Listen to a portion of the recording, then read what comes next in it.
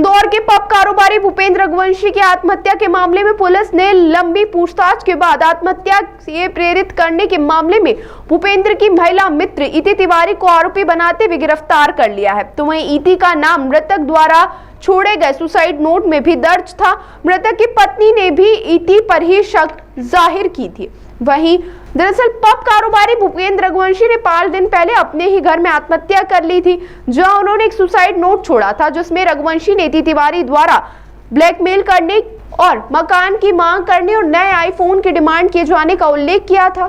तो वही इति पर आरोप लगाया गया था कि इसके कारण पूरा व्यापार चौपट हो गया है और सुसाइड नोट में अपनी मौत के लिए इति तिवारी को जिम्मेदार बताया था। तो वहीं इस मामले में अन्नपूर्णा थाना पुलिस ने जांच शुरू करते हुए इति के बयान लिए थे, थाने बुलवाया, जहां इति अपने वकील के माध्यम से पेश हुई और अपने बयान दर्ज करवाए। वहीं पुलिस ने मृतक की पत्नी सरिता के भी बयान दर्ज किए थे, जिसने इति द्वारा ब्लैकमेल किए जाने के आरोप लगाए थे। इति और भूपेंद्र की मुलाकात भूपेंद्र के इंदौर स्थित पिक्चर्स पब में हुई थी और दोस्ती के बाद उनके अनैतिक संबंध भी बने, जिसके आधार पर इति भूपेंद्र को ब्लैकमेल कर रही थी और अपने लिए भोपाल में एक मकान की डिमांड कर रही थी। लगातार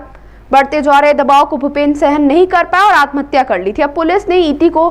बयान के लिए बुलाया और बयानों के आधार पर उसे दोषी पाते हुए गिरफ्तार कर लिया है। एक शराब कारोबारी और पब संचालक भूपेंद्र रघुवंशी के द्वारा 26 अगस्त को 25 और 26 की रात को आत्महत्या करने का मामला सामने आया था, जिसमें मर्ग क्रमांक 38/25 कायम किया जाकर अन्नपूर्णा में जांच शुरू कर दी गई थी और इसमें एक सुसाइड नोट भी मिला था, जो कि इसकी पत्नी आरती रघुवंशी के द्वारा पुलिस को दिया गया था। इसमें संपूर्ण मर्ग जाँच में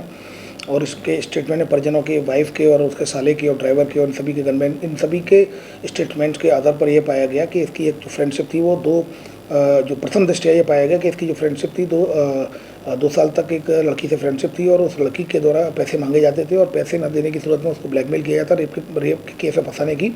धमकी दी जाती थी। तो इस पर से प्रथम दृष्टया मामला 108 VNS का पाए जाने से उसके खिलाफ केस रजिस्टर्ड FIR कर लिया गया है और वो चूँकि वो ऑलरेडी नोटिस के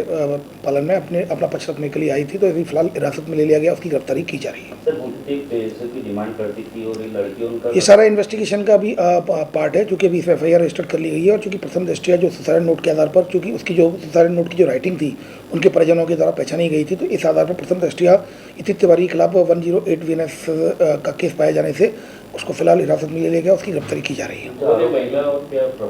ये अमेजन में, जैसा कि बताया गया है, अमेजन कंपनी में HR के पद पर कार्यरत है। अभी तक लोगों को अपना शिकार इस तरीके से बना, देखिए अभी इस तरह की बात सामने नहीं आई है, चूँकि सुसाइड नोट में एक इसी महिला का नाम सामने आया है। अभी इससे फिलहाल पूछताछ की गई है, तो अभी फिलहाल इसमें इन्वेस्टिगेशन का पार्ट है, इन्वेस्टिगेशन की जा रही है, उसके आधार पर अग्रिम कार्रवाई की जा रही है। ताज़ा खबरों के लिए सब्सक्राइब करें JSR टाइम्स और साथ ही नोटिफिकेशन पाने के लिए बेल आइकन को दबाएं।